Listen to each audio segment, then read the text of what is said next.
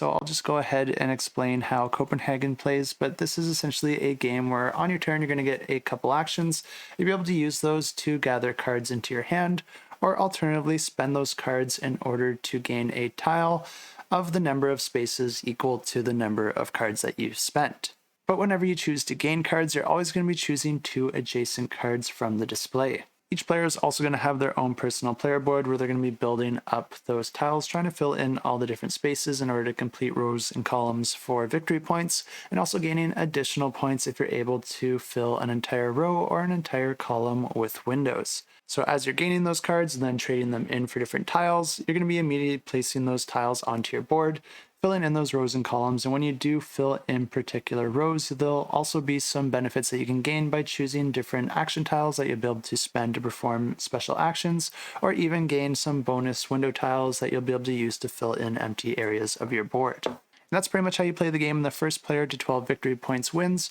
or alternatively, when you get to a certain point in the deck, the game ends immediately, and then the player with the most victory points wins at that point. Like I said, Helsinki does play very similar to Copenhagen, but instead in this game, the way that the card drafting works is that you're actually going to be moving your meeple 1 to 3 spaces around the display, and then you're going to be taking the 2 adjacent cards that are next to your meeple. You might have also noticed that the cards in this game also feature polyominoes, and that's because you're going to be gaining those polyominoes whenever you spend those cards, but then whenever you go to put them out on your board, you're actually going to be sliding them in a particular direction, depending on where your meeple is out on the display board. This makes it work a little bit like Tetris, except for rather than the tiles always coming from the top, you can actually have them coming in from all the different directions of the board. Another neat thing here is that there's also these red tokens out on your board, and whenever you cover those up, you'll be able to gain that token and spend it out on the action board, gaining you an upgrade or special ability that you can use in the game.